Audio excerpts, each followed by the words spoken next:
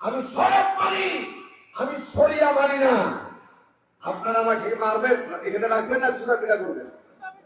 এখানে রাখবেন? জোরে বলেন না, এখানে রাখবেন। যে ব্যক্তি শরিয়া মানে না সে ব্যক্তি মুসলমান থাকতে পারে না, আর যে ব্যক্তি মুসলমান থাকতে পারে না ওই ব্যক্তিকে সমাজের নেতৃত্ব তার হাতে কখনো তুলে দিতে পারে না, পারে না, পারে না। আমার ভাইয়েরা, অর্ধেকটা পৃথিবীর প্রেসিডেন্ট ছিলেন হযরত ওমর ইবনে খাত্তাব রাদিয়াল্লাহু তাআলা আনহু।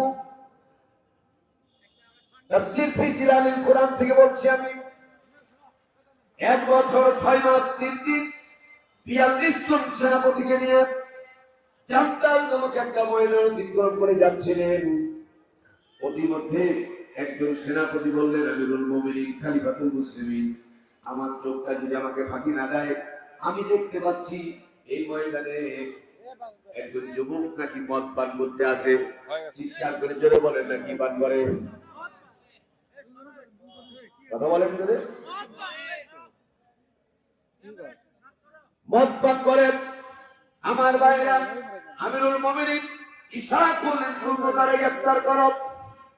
গ্রেফতার করা হলো। আমার ভাইরা, 1 বছরের পুরো ঘটনার সময় আমার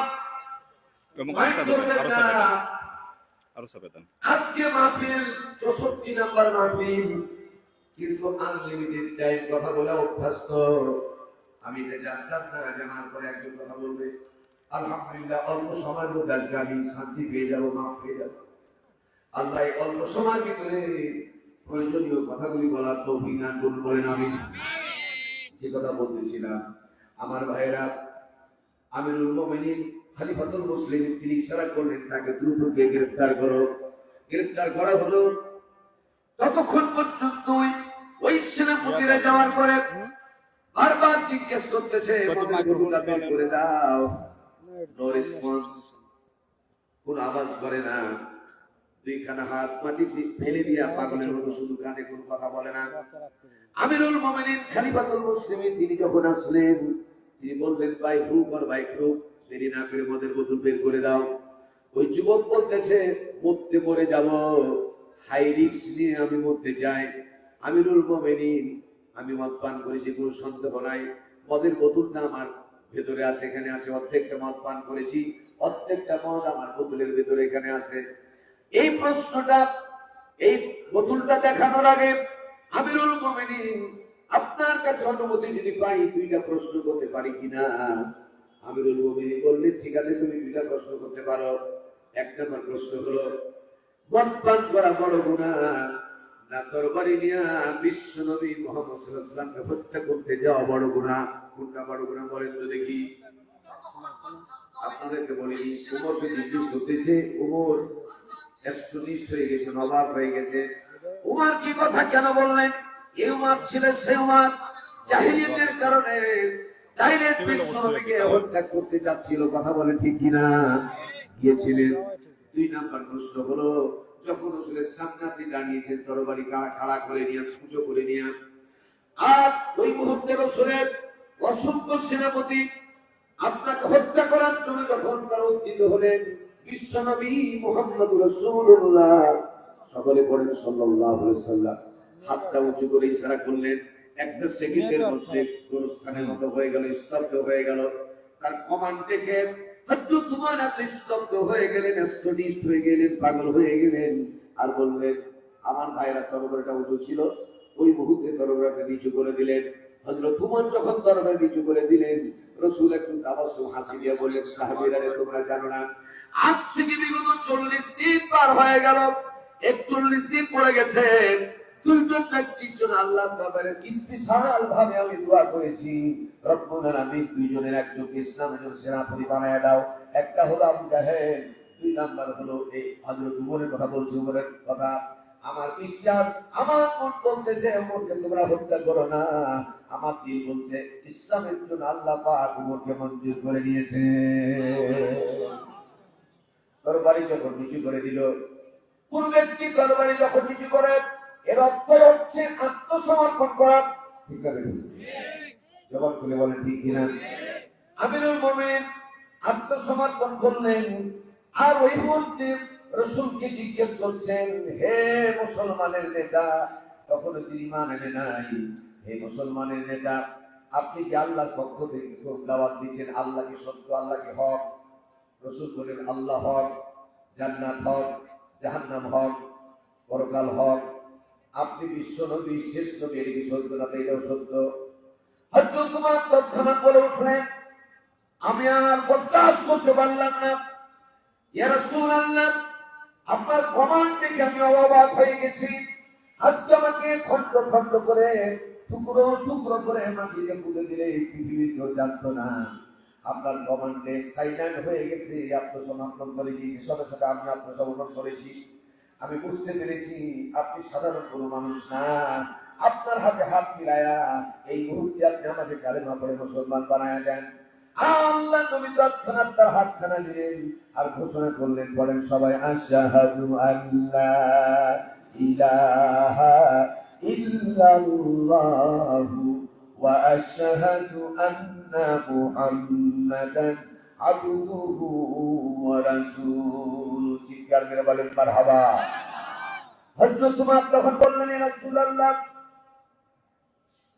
ইসলাম যেহেতু সত্য, ইসলাম যেহেতু সত্য, আল ইসলাম হক আল কুফরু বাতিল, ইসলাম যেহেতু সত্য, কোরআন যেহেতু সত্য, নবী যেহেতু সত্য, আল্লাহ যেহেতু সত্য, এই সত্য জিনিস আর থাকবে না গোপনে। আজকে আমি শেখ ভাই বলে দিলাম, আজকে ঘোষণা করলাম, এগুলি সব হয়ে যাবে ওপেনে। লিল্লাহি তাকবীর। হযরত উমর বললেন, ইয়া রাসূলুল্লাহ, আমার সাথে সম্ভাব্য একটা যদি সাহাবী থাকে, মানুষ থাকে আমার পিছনে দেন, আমি তাদেরকে নিয়ে মক্কার অলিতে গলিতে একটু জানান দিয়ে আসি। হযরত উমর নিজেই ঘোষণা করলেন, লিল্লাহি তাকবীর। আরো জোরে, লিল্লাহি তাকবীর, লিল্লাহি তাকবীর।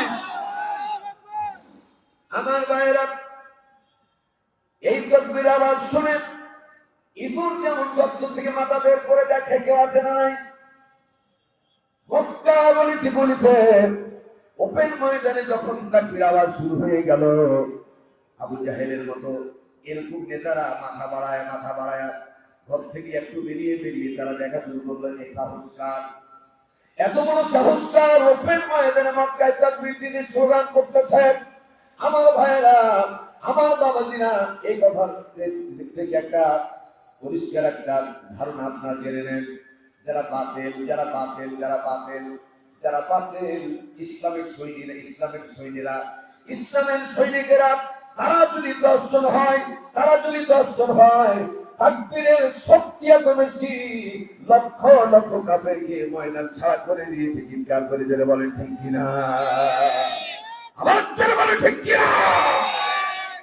আমার ভাইয়েরা, মক্কায় সবাই জেনে ফেলল হযরত উমরের বিষয়টা, আর ব্যাখ্যার দিকে আমি জেনে সময় পাবো না। ওই যুবক বলতেছে, আমিরুল মুমিনিন, এত বড় অপরাধ করার পরেও আল্লাহ ক্ষমা করেছেন আপনাকে না নবী ক্ষমা করেছেন?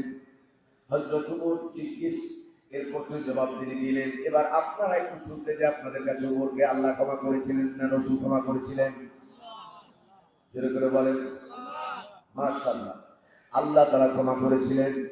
এবার ওই যুবক বলতেছে, আমিরুল মুমিনিন, যে আল্লাহ পাক এত বড় অপরাধ, নবীকে হত্যা করতে যাওয়া অপরাধ, বড় অপরাধ ক্ষমা করে দিয়েছেন।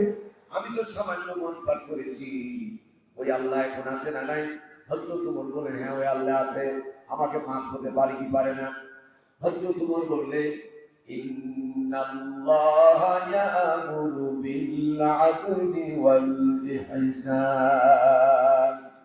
ইনসাফ ভিত্তিক বিচারের জন্য মদের বোতল তোমার বাহির করা লাগবে। এইভাবে চোখের পানি ছেড়ে যুবকটা কাঁদবে। আপনি আল্লাহ রাব্বুল আলামিনের দরবারে কিয়ামতের ময়দানে দুই প্রকার ফোঁটা আল্লাহর কাছে সবচেয়ে দামি। একটা বার জবান করে মুসলমানের মতো জোরে করে বলেন তো, কয়টা ফোঁটা সবচেয়ে দামি? আবার বলেন, এক প্রকার ফোঁটা হলো ওয়ালা تقولوا لمن يقتل في سبيل الله أموات بل أحياء ولكن لا تشعرون আল্লাহ দিন আল্লাহ জমিনে কায়েম করার জন্য কাফের মুশরিকদের বিরুদ্ধে সংগ্রাম করার জন্য এখন কাফের মুশরিকের চাইতে মুনাফিকরা বেশি তাবালিগ করতেছে। ঠিক কাফের উপরে বলে ঠিক কিনা? যুগে যুগে কাফের মুশরিকরা আবু জাহেলের গোষ্ঠীরা তারা ন্যূনতম অল্প মুসলমানকে দেখে হত্যা করতে এসেছিল। তাকবীরের আওয়াজে ফরিদে ময়দান ছেড়ে তারা পালিয়ে যেতে বাধ্য হয়েছে। আজ বাংলার জমিনে 14 কোটি 18 কোটি মানুষের ভিতরে 13-14 কোটি মুসলমানের তাকবীরের ফরিদে সমস্ত মুনাফিকেরা কোন দিক দিয়ে পালাবেন? জায়গা পাবে না।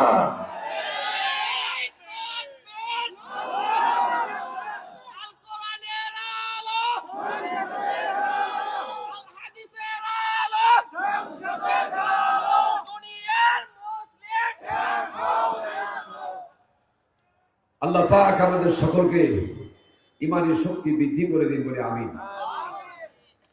এক নাম্বার বলতেছিলাম আল্লাহর জমিনে আল্লাহর দ্বীন প্রতিষ্ঠা করার জন্য সংগ্রাম করার জন্য যারা কাঁদতে কেতাল হয়ে যাবে, শাহাদাত বরণ করবে, ওই শহীদের রক্ত আল্লাহর কাছে সবচাইতে প্রিয়। সবচাইতে প্রিয়। প্রিয় বলেন সবচাইতে প্রিয়। কাল কিয়ামতের ময়দানে এর জন্য নবীজি বারবার বুখারী বর্ণনা এসেছে সাহাবাতুল বাড়ির ভিতরে যারা শহীদ হবে তাদেরকে গোসল দেওয়া দরকার হবে না। যেই পোশাকে আছে ওই পোশাকে তাদেরকে দাফন করে দেওয়া হয়। কিয়ামতের ময়দানে এই রক্ত মাখা পোশাক নিয়ে যখন আল্লাহর আদালতে দাঁড়াবে সব জানেন। তারপর আল্লাহ জিজ্ঞেস করবে তোমার শরীর রক্ত কেন টস টস করে রক্ত পড়তে আছে কেন? কারণ শহীদের রক্ত কখনো মরে না, মরে না, মরে না, মরে না। শহীদরাও মরে না, কেবলমাত্র একই স্থান থেকে তার আস্থানে যায়। কথা বলেন ঠিক কিনা? আমার ভাইয়েরা, শহীদের রক্ত সব সময় তাজা। কিয়ামতের ময়দানে আল্লাহর সামনে টস টস করে রক্তগুলি যখন পড়তে থাকবে আল্লাহ পাক সব জানেন। তারপরে জিজ্ঞেস করবে বান্দা তোমার শরীর রক্ত ঝরছে কেন? আল্লাহ পাকের দরবারে বলবে, ওই আল্লাহর গোলাম বলবে আলা লাহুল খালকু ওয়াল আমর। রব্বুল আলামিন আপনার জমিনে আপনার দ্বীন প্রতিষ্ঠা করার জন্য কাফের মুশরিকদের বিরুদ্ধে সংগ্রাম করতে গিয়ে আমি শাহাদাত বরণ করেছি। আল্লাহ পাক বলবেন এখন আমার কাছে তুমি কি চাও? রব্বুল আলামিন মেহেরবানি করে দয়া করে যদি দুনিয়াতে আবার আমাকে যেতে দাও, আবার যদি আমি যেতে পারি তাহলে এই শহীদের তামান্না, শহীদের শরবত যে কত কত মধু, এটা যারা শহীদ হয়েছে তারা ছাড়া কেউ জানে না। আমার ইচ্ছা হয় শহীদ হয়ে আবার যেন আপনার দরবারে আসতে পারি। আমার ভাইয়েরা, আল্লাহ তাআলা তৎক্ষণাৎ ঘোষণা করবেন আমার জন্য যখন তোমার তাজা প্রাণটা দিতে পেরেছ আজকে তোমার কোনো হিসাব লাগবে না, বিচার লাগবে না। বিনা হিসাবে বিনা বিচারে আমার জান্নাতে চলে যাও। আর আসতে বলেন সুবহানাল্লাহ। একবার চিৎকার করে জোরে বলেন সুবহানাল্লাহ। দুই নাম্বার হলো, এক নাম্বার হলো শহীদের রক্তের ফোঁটা। এখানে শেষ নয়। বিশ্বনবী একবার না, দুইবার না, 3 বার করে ঘোষণা করেছেন আমার ইচ্ছা হয় আমি শহীদ হই। আবার যদি আল্লাহ পাক আমাকে চিন্তা করে আবার যেন শহীদ হতে পারি, আবার যদি চিন্তা করে আবার যেন আমি শহীদ হতে পারি। চিৎকার করে যেন বলেন সুবহানাল্লাহ। ভাইরা আমার, এই কথাকে বিশেষ করে ডক্টর আল্লামা ইকবাল রহমাতুল্লাহ আলাইহি তিনি কত সুন্দর করে বলেছেন, তুমি একজন মুসলমান, তোমার দাদা দাদি ছিল মুসলমান, তার বাপ মুসলমান হয়েছিল। তোমার বাপ কেমন মুসলমান ছিল জানি না, তার অনুসারে জন্মগ্রহণ করে তুমি মুসলমান দাবি করো। কিন্তু ডক্টর আল্লামা ইকবাল রহমাতুল্লাহ আলাইহি পরিষ্কার করে দিয়েছেন তোমার নাম আব্দুর রহমান, তাহলে যদি মুসলমান হয়ে যাবা এই কথা কখনো ভাববা না। এ শাহাদাত গাহে উলফত মে কদম রাখনা, এ শাহাদাত গাহে उल्फत में कदम रखना लोग समझते हैं आशा है मुसलमान होना। एक बार चिৎকার করে জোরে বলে মারহাবা। মুসলমান তোমার নাম, বাবা ছিল মুসলমান, পৈতৃক সম্পত্তির মতো মুসলমান হয়েছ, এই মুসলমান কিয়ামতের ময়দানে এক পয়সার কোনো দাম থাকবে না।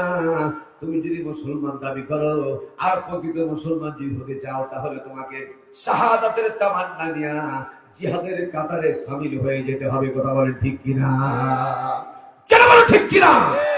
এই বাংলার জমিনে এক প্রান্ত থেকে ডক্টর শফিকুর রহমানের নেতৃত্বে যদি এমন একটা আওয়াজ আসে, বাংলার কোরআন প্রেমিক বান্দারা, ইসলামপন্থী বান্দারা, তোমাদের কাছে যা আছে তাকবীরের ধ্বনি নিয়ে অমুক ময়দানে চলে আসো। আল্লাহর কোরআন হাত সামনে বলতেছি, আমার ভাইরা, আল্লাহর জমিনে, বাংলার জমিনে কোরআনের পতাকা।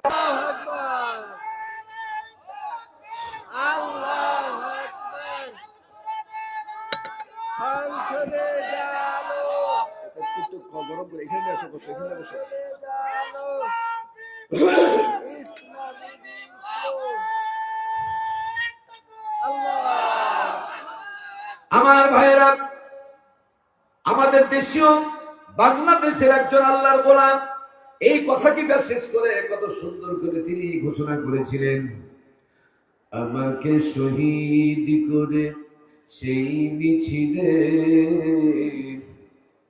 শামিল করে নিও, আমাকে শহীদ করে সেই মিছিলে শামিল করে নিও, যেই মিছিলের নেতা আমির হামজা খোবাই খাবাব, আল্লাহর ছিল যারা অতি প্রিয়, শহীদ করে নিও, আমাকে শহীদ করে সেই মিছিলে কবুল করে নিও। জোরে বলেন আমিন, জোরে বলেন না আমিন। আমার ব্যক্তিগত একটা তামান্না, আল্লাহ এই কোরআনের হক কথা বলতে বলতে, কোরআনের স্টেজে তোমার কোরআন সামনে নিয়ে কোরআন বলতে বলতে আমি শাহাদাতের মৃত্যু চাই। আল্লাহ যেন কবুল করেন, বলেন আমিন। জবানটা খুলে বলেন না আমিন। আপনারা কি বিরক্ত হচ্ছেন? 2 নম্বর হলো আল্লাহ পাকের দরবারে রক্তের ফোঁটা সবচেয়ে দামি, শহীদ রক্তের ফোঁটা। 2 নম্বর হলো আল্লাহ পাক কোরআনের কারীমের ভিতরে তিনি ঘোষণা করলেন, ফালইয়াদহাকু কলিলাও ওয়ালইয়াবকু কাসীরা। বান্দা যখন তাহাজ্জুদের নামাজ পড়ে অথবা বান্দা যখন মাজলুম অবস্থায় থাকে, মাজলুম কত প্রকার কি কি বাংলাদেশের 16 বছরে আমরা জানতে পেরেছি। কথা বলে ঠিক কিনা? চিৎকার করে জোরে বলেন না ঠিক কিনা? আয়না ঘরে যারা ছিলেন তাদের ছেলে মাজলুম আর কি হতে পারে? আমার ভাইয়েরা, এই মাজলুমের চোখের পানি আল্লাহ তাআলা কখনো ফেরত দেন না, জোরে বলেন মারহাবা। আর 2 নম্বর হলো যদি কোনো ব্যক্তি নিজের গুনাহের কথা স্মরণ করে গভীর রজনীতে আল্লাহর দরবারে চোখের পানি ছেড়ে দিয়ে কাঁদেন, এই চোখের পানি আল্লাহ তাআলা কবুল না করে পারেন না? সুবহানাল্লাহ বলেন।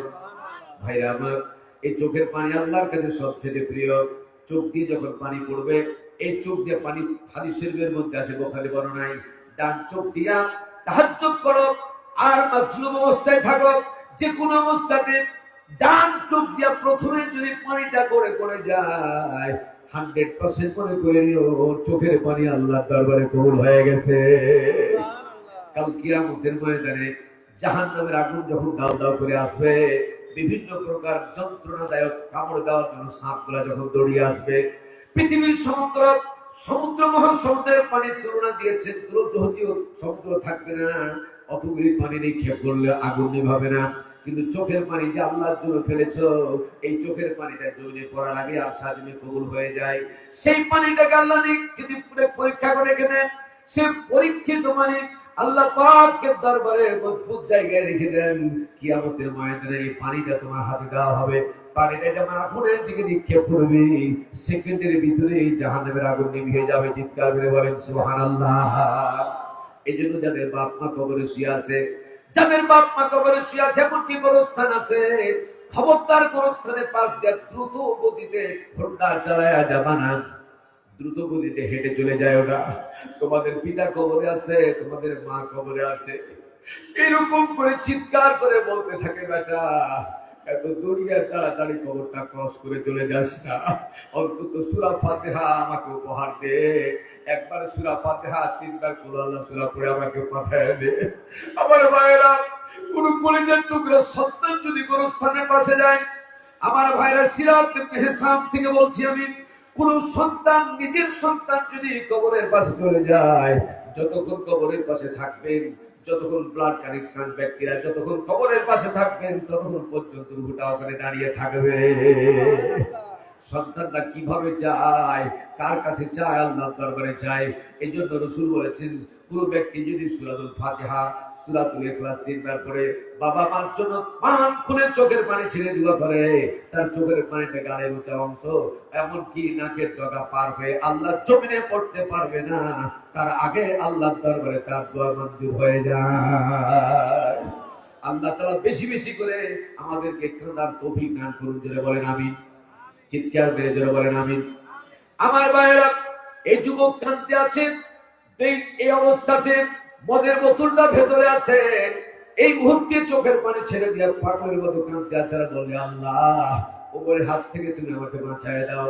তুমি যদি ওপরের হাত থেকে আজকে বাঁচায় দাও, আমি তোমার জমির স্পর্শ করে কথা দিলাম, যতদিন পৃথিবীতে বাঁচবো মদ পান করবো না, করবো না, করবো না। এই ব্যক্তিটা মনে মনে অন্তর থেকে তওবা করলো না মুনাফিকি তওবা করলো? চিৎকার করে জোরে বলুন তো, একমাত্র জানেন কে?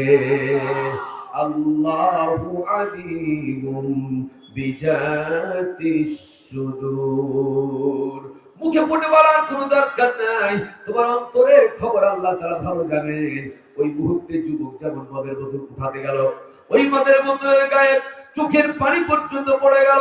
আল্লাহ পাক রব্বুল আলামিন ওই মুহূর্তে যুবকের তওবা, যুবকের চোখের পানি এমন ভাবে তিনি মঞ্জুর করলেন, হয়তো তোমার বিচার থেকে হাত থেকে বিচার থেকে বাঁচার জন্য ওই মদকে মদ রাখলেন না, সুমিষ্টি দুধে পরিণত করে দিলেন। চিৎকার মেরে বলে জোরে বলেন সুবহানাল্লাহ।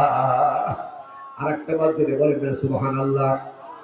মানুষের যদি ক্ষমা করে, শুধু ক্ষমা করা ছাড়া আর কিছু করতে পারে না, কিন্তু আল্লাহর ক্ষমা, মানুষের ক্ষমার মধ্যে পার্থক্য হলো, মানুষ শুধুই ক্ষমা করতে পারে, যাও ক্ষমা করে দিলাম, কিন্তু আল্লাহর ক্ষমার মধ্যে পার্থক্য হলো, আল্লাহ পাক রব্বুল আলামিন বলছেন, আমি যাকে ক্ষমা করি শুধু ক্ষমা করি না, ওয়া ইউবাদদিলুল্লাহু সাইয়্যাতিহিম হাসানাত। আমি যাকে ক্ষমা করি, আমি যাকে ক্ষমা করি, আমি এমনি ভাবে ক্ষমা করি। ওই যুবকের মদকে দুধ বানাই দিলেন কে? আমরা যারা জেনা করেছি, এখানে যারা মদ পান করেছি, যারা যতগুলি বড় বড় অপরাধ করেছি, গুনাহ করেছি, আজকে যদি অন্তর থেকে তওবা করতে পারেন যে আল্লাহ তাআলা মদকে দুধ বানাই দিয়েছিলেন, এবার চিৎকার মেরে জনগণ, জোড়ার জনগণ এলাকারা বাসীরা চিৎকার করে শুনতে চাই, ওই আল্লাহ এখন আছে না নাই? জবান খুলে বলেন আছে নাই? এই জন্য বলছিলাম যে আল্লাহ তাআলা ওয়ায়ুবাদদিলুল্লাহু সাইয়্যাতিহিম হাসানাত, যে আল্লাহ তাআলা মদকে দুধ বানাই দিলেন, উমরের হাত থেকে বাঁচাই দিলেন। আমরা যদি আজকে যারা অন্তর থেকে যারা তওবা করব, যে গুনাহ করেছেন আপনি নিজেই জানেন, বড় বড় গুনাহ করেছেন, 2টা গুনাহ আল্লাহ মাফ করবে না। একটা হলো শিরকের গুনাহ, আর 2 নম্বর হলো ইচ্ছাকৃতকারী হক নষ্ট করেছেন, এই গুনাহ আল্লাহ তাআলা মাফ করবে? মাফ করবেন না, করতে পারবেন না। এই শব্দ আল্লাহর সামনে ব্যবহার করা যাবে না। আল্লাহ সমস্ত অক্ষমতা থেকে মুক্ত, আল্লাহ মাফ করবেন না, এটাই হলো আল্লাহর ওয়াদা। ঠিক না ঠিক? অতএব এতক্ষণ পর্যন্ত আপনাদের সাথে কথাগুলো এই জন্য বললাম, আল্লাহ আমি একজন মুসাফির হিসেবে এই জোড়া মাদ্রাসায় তোমার গোলামদেরকে নিয়ে প্রাণ করে ফরিয়াদ জানাই, একটা বান্দা যেন গুনাহ নিয়ে বাড়িতে না যায়, প্রত্যেকের গুনাহকে আল্লাহ তুমি ক্ষমা করে দিতে পারেন। এবার আমার কথিত আয়াতের উপরে আলোচনা করব। আলোচনা করার আগে একটু সামান্য শুধু কোরআন সম্পর্কিত একটা তথ্য আপনাদেরকে জানাতে চাই। কোরআনের বিসমিল্লাহর বা থেকে শুরু করে মিনাল জিন্নাত ওয়ান নাস পর্যন্ত, মিনাল জিন্নাত ওয়ান নাস পর্যন্ত সমস্ত কথাগুলি কার? আল্লাহর। যেমনটি ভাবে বলা দরকার, আমি স্যাটিসফাইড হতে পারছি না। প্লিজ এই কণ্ঠকে একটা সেকেন্ডের মধ্যে স্তব্ধ করে প্যারালাইসিস করে দিতে পারেন কে? আল্লাহ। এই জীবনে রস দিয়েছেন কে? কথা বলার ক্ষমতা দিয়েছেন কে? জবান বন্ধ করে দিতে পারেন কে? বিসমিল্লাহর বা থেকে শুরু করে মিনাল জিন্নাত ওয়ান নাস পর্যন্ত মুসলমানেরা চিৎকার করে বলেন, সমস্ত কথাগুলি কার? হাত তুলে জবান খুলে বলেন কার? আল্লাহ। কষ্ট পেলেন? মন খারাপ করলেন? মাঝে মধ্যে শুধু একটু গরম পানি আমি খাচ্ছি, মন খারাপ করবেন না? হ্যাঁ, খাবো বললেন যে এতক্ষণ খাওয়ার পরে এক করে খাবো বলছো।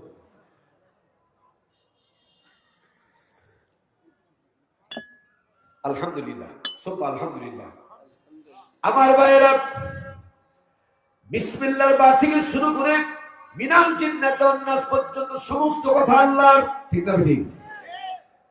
আফাতুমিনুনা বিবাদিল কিতাব, কোরআন তো এমন কোন কিতাব না ইচ্ছা কিন্তু যে কোন জিনিসটা তুমি আমল করবা আর কোন আয়াতকে তুমি বাদ দিয়ে দিবা, এটা তোমার ক্ষমতা নাই, আছে নাকি? জাস্ট এক্সাম্পল, আল্লাহর জমিনে কিছু কুলাঙ্গার আছে, কোরআনে কারিমে 6টা অক্ষরকে তারা অস্বীকার করে। কয়টা অক্ষর? প্লিজ জেনে বলুন, কয়টা অক্ষর?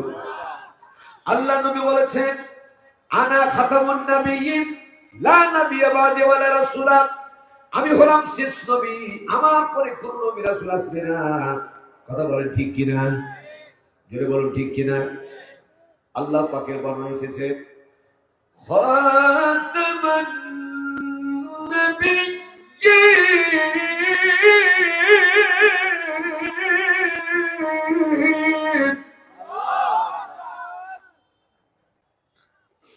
এর ভিতরে অক্ষর আছে 6টা।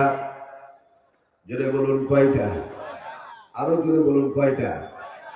যতগুলি অতিথিকে দেখেছিলাম এখানে, আমার প্রিয় অতিথিদেরকে যদি পেতাম তাহলে এই গুরুত্বপূর্ণ কথাগুলি বলার খুব প্রয়োজনীয় ছিল। কারণ তারা মানুষ, অনেক মানুষ না জানার কারণে তারা ভুল করে ফেলে, ঠিক না? যখন তাদের কলিজার মধ্যে কথাগুলো গ্রথিত হয়ে যাবে, বুঝতে পারবে, তখন বুঝবে না আমরা ভুলের পথে আছি। ঠিক না বুঝি?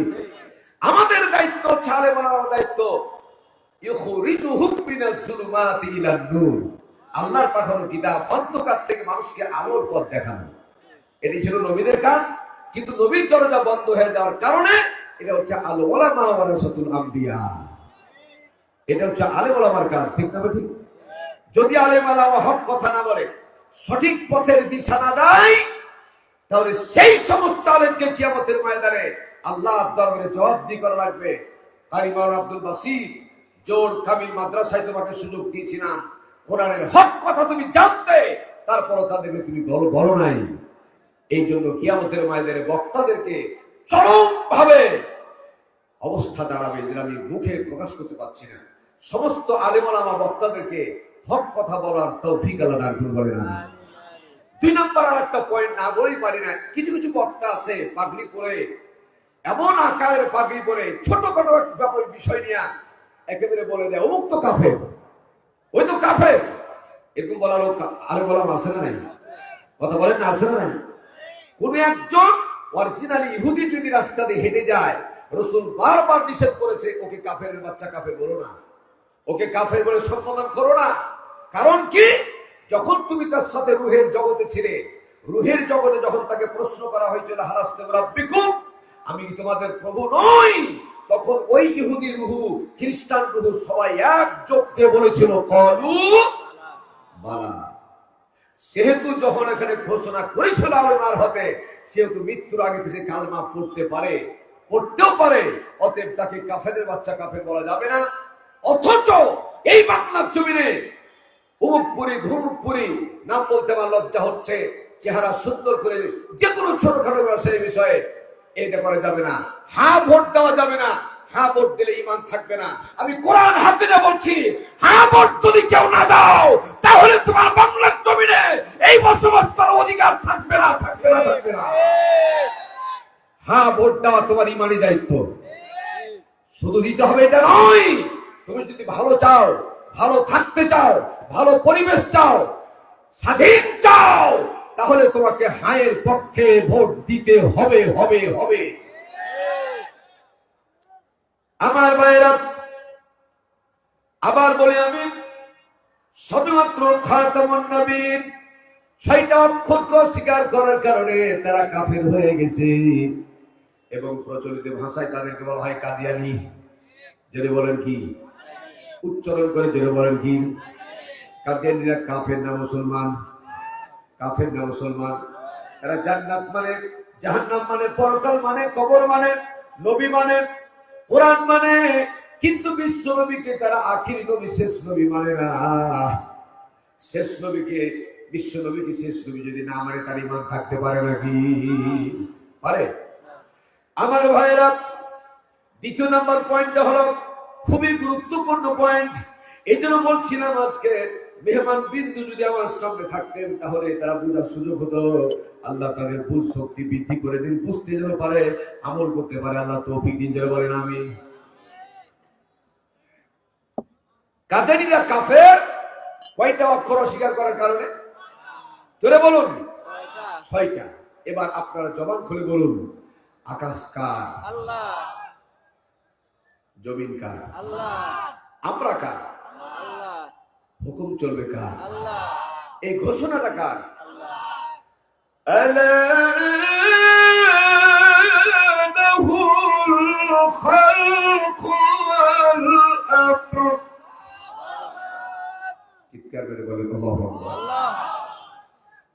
আল্লাহ ঘোষণা করলেন, আলা লাহুল খালকু ওয়াল আমর। সৃষ্টি যার, হুকুম চলবে সে আল্লাহ। ঠিক না ঠিক? এই ঘোষণাটা কার? আল্লাহ। আমি কি আপনাদেরকে কষ্ট দিচ্ছি? না। আমি কি কোরআন ছাড়া কথা বলছি? না। আমি কি কোনো কোরআনের অনিয়ম কথা বলছি?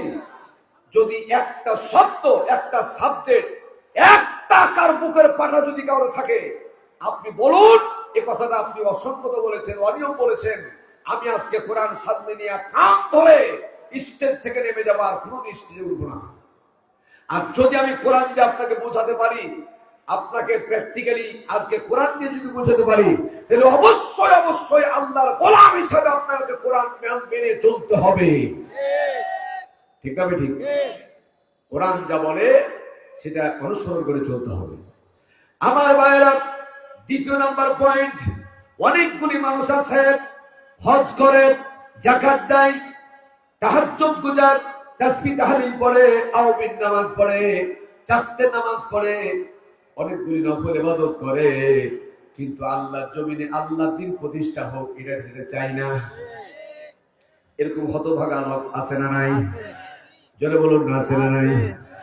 আমার ভাইয়েরা, নামাজ পড়া যেমন ফরজ, রমজান মাসে রোজা রাখা যেমন ফরজ, হজ করা সত্যপেক্ষে সম্পদ থাকলে যেমন ফরজ, আল্লাহর জমিনে আল্লাহর দ্বীন কায়েম করার জন্য প্রচেষ্টা চালিয়ে যাওয়াটা আমাদের জন্য ফরজে আইন। কথা বলেন ঠিক কিনা?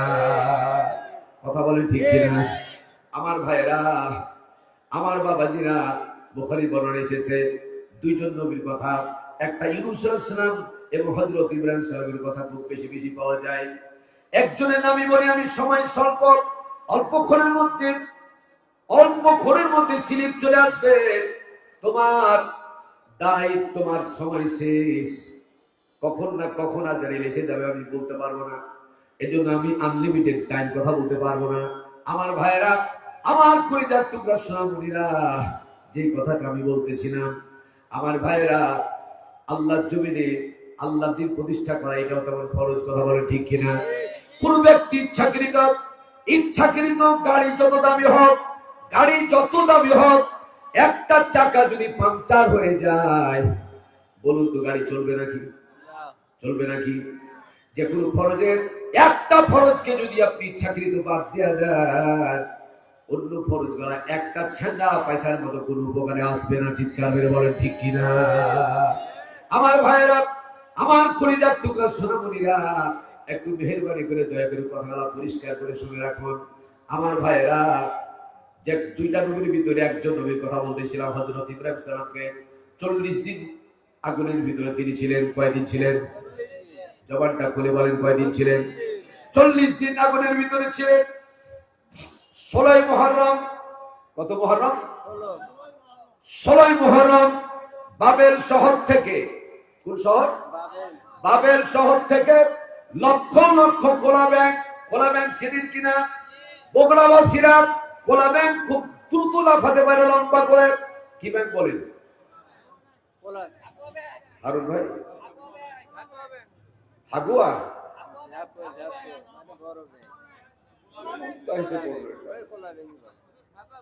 ঝাপা ব্যাংক প্রচুর পরিমাণে ঝাপাতে পারে, এই জন্য ঝাপা ব্যাংক। ঝাপা ব্যাংক।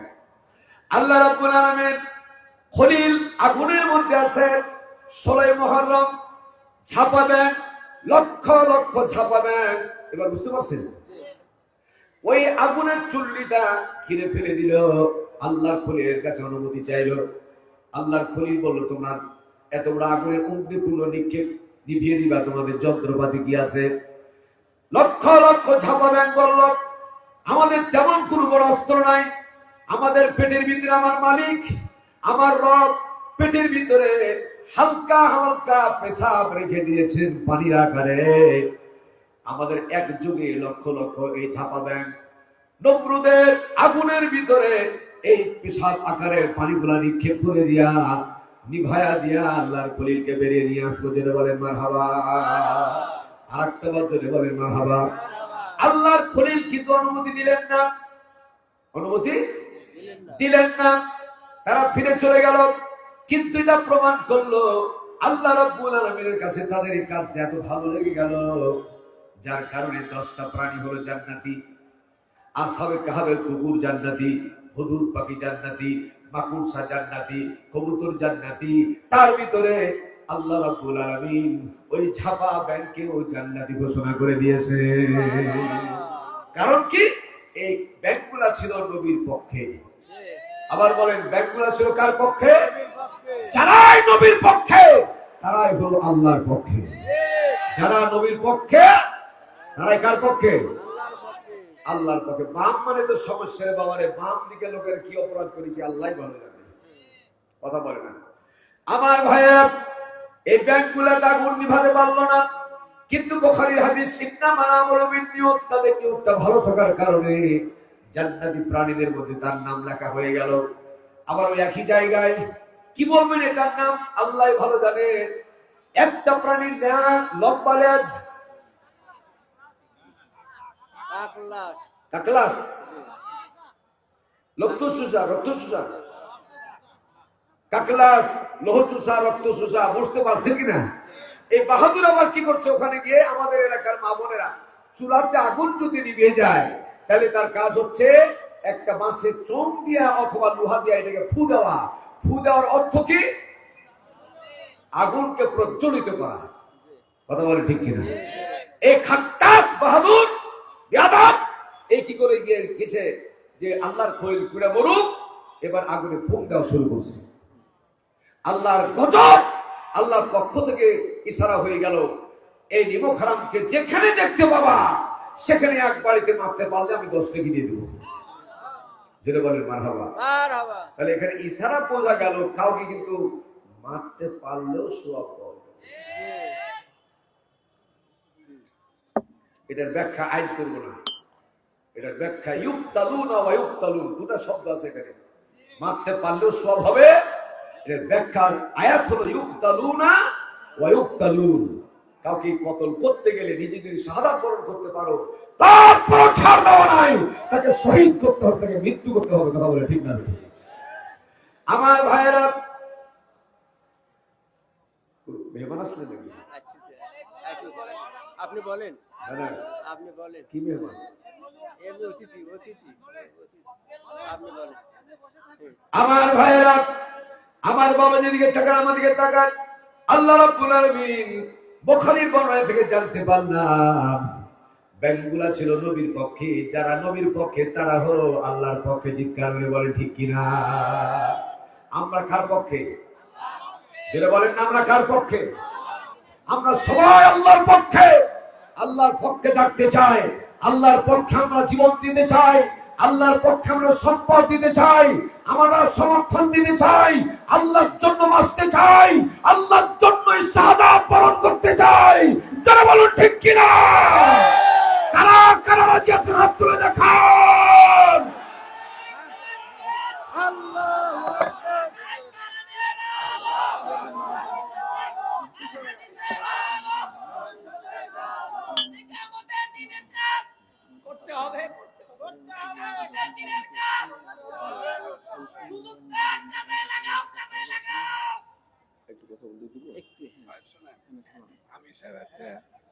কথা হলো আমি একটু কথা বলবো যে 5 মিনিট শেষ হবে একটু না দিলে আমাদের আবার অন্য নির্বাচন সামনে দেবো যেহেতু উলিল আমরা বিনকুম আমিরের নিয়ম মেনে মানাও ফরজ অসুবিধা নেই তবে মেহরবানি করে প্লিজ টাইম ইজ শর্ট আগে আমার কথা এই কথা গেল আমাদের তো সব কথা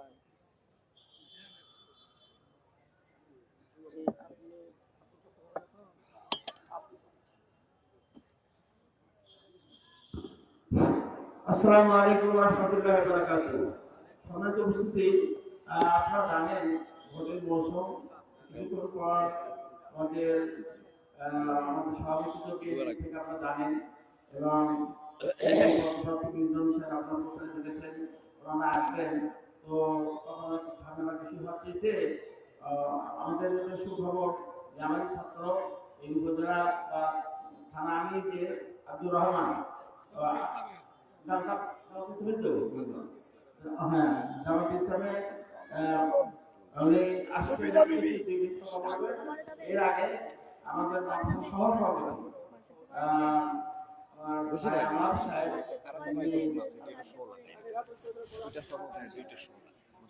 এই জায়গা দিলে হবে কি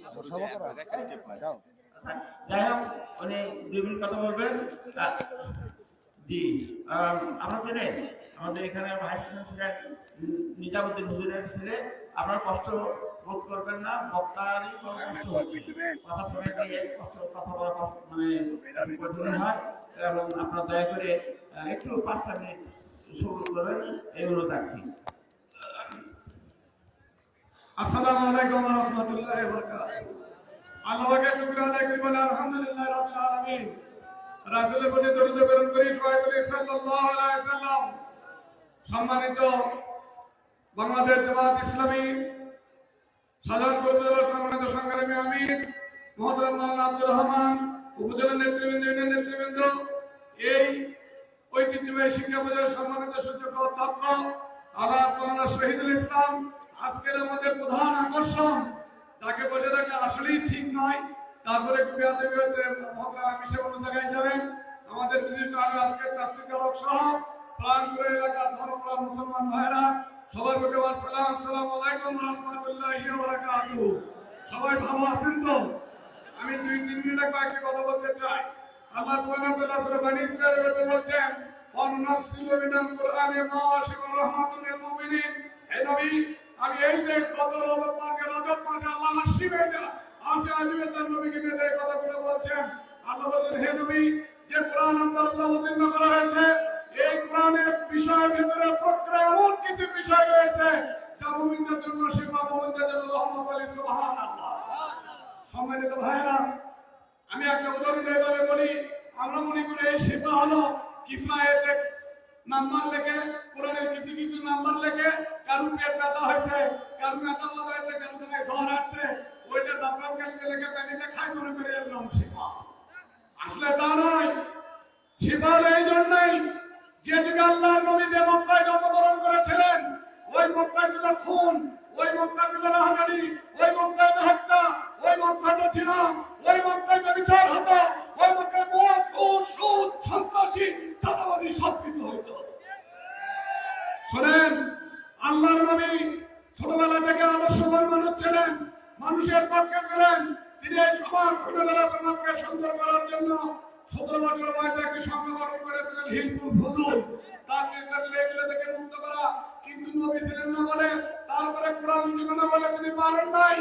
ঠিক তেমনি আজকে তিনি যখন 40 বছরের নবুয়ত প্রাপ্ত হলেন, এই কোরআন দ্বারা মদিনা এমন একটি রাষ্ট্র কায়েম করলেন, কোরআনের শাসন দ্বারা এই সুদ, ঘুষ, জিনা, ব্যভিচার সবকিছু মুক্ত হলো। ঠিক কিনা বলেন? সম্মানিত আল্লাহর প্রিয় বান্দাগণ, সেই 1000 বছর পরে আজকে যে ইসলাম থেকে আবার তুলে সরে এসেছি, আজকে কোন রাষ্ট্রই কোরআন দ্বারা পরিচালিত হচ্ছে না। বিশেষ করে আমরা যে বাংলাদেশে জন্মগ্রহণ করেছি, এই বাংলায় কোরআনের হুকুমত নাই বলেই আমাদের বাংলাদেশে খুন হয় কিনা বলেন, জিনা হচ্ছে কিনা। এই বাংলাদেশে বিশ্ববিদ্যালয়গুলোতে 100 বার জিনা করার পরে আনন্দ মিছিল করে, নাউযুবিল্লাহ মিন যালিক। মুসলমান হিসেবে মানার মতো নয়। বাংলাদেশ জামাত ইসলামের পক্ষ থেকে আপনাদের উদাত্ত আহ্বান জানাচ্ছি, আসুন। কারো উদ্দেশ্য খারাপ নয়, কোন দলের বিরুদ্ধে আমাদের কথা নয়, সকলের উদ্দেশ্য ভালো, কিন্তু এই ভালো উদ্দেশ্য হতে গেলে ভালো আইন হতে হবে। আল্লাহর আইন ছাড়া দূরে থাকতে ভালো নয়। সুতরাং আল্লাহর প্রিয় বান্দাগণ, আমি বাংলাদেশ জামাত ইসলামী আল্লাহর এই জমিনে আল্লাহর দ্বীন, আল্লাহর এই কোরআনের হুকুম চালু করতে চাই সব লোকের নেতৃত্বের মাধ্যমে। সুতরাং এই সমাজকে খুন থেকে, রাজনীতি থেকে, সন্ত্রাসী থেকে, চাঁদাবাজি থেকে, দখলদার থেকে, জিনা থেকে, মদ থেকে যদি মুক্ত করতে চাই, আগামী 12ই ফেব্রুয়ারির নির্বাচনে কোরআনের পক্ষে সিল দিয়ে কোরআনকে সংসদে পাঠাতে চাই ইনশাআল্লাহ।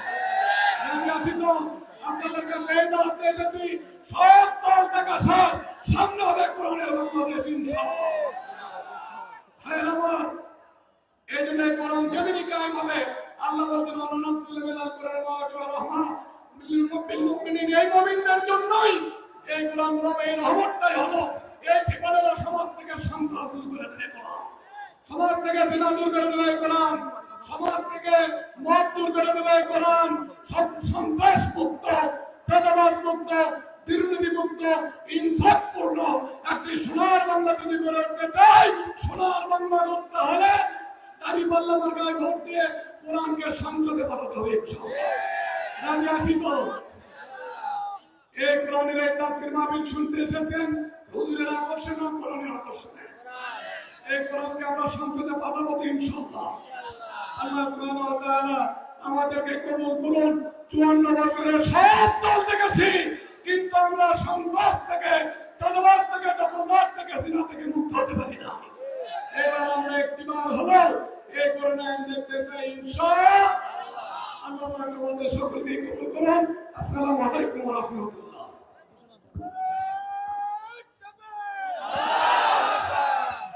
সম্মানিত উপস্থিতি, এবার যে আমাদের সামনে বক্তব্য রাখবেন বাংলাদেশ জামাত ইসলামী উত্তরবঙ্গের ঐতিহ্যবাহী উপজেলা শাহজাহানপুর উপজেলার সম্মানিত বাংলাদেশ জামাত ইসলামীর সুযোগ্য আমির জনাব উপাধ্যক্ষ মাওলানা আব্দুর রহমান, জনাব উপাধ্যক্ষ মাওলানা আব্দুর রহমান, আমি মহতরমকে তার সংক্ষিপ্ত আলোচনা করার জন্য সান্নিধ্য অনুরোধ করছি।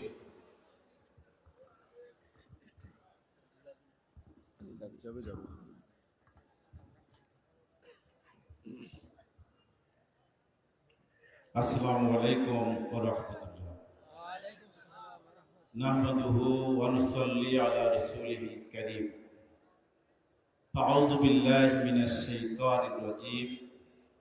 বিসমিল্লাহির রহমানির রহিম। ইন্নাল্লাহা আশতারা মিনাল মুমিনিনা আনফুসাহুম ওয়া আমওয়ালাহুম বিআন্না লাহুমুল জান্নাহ।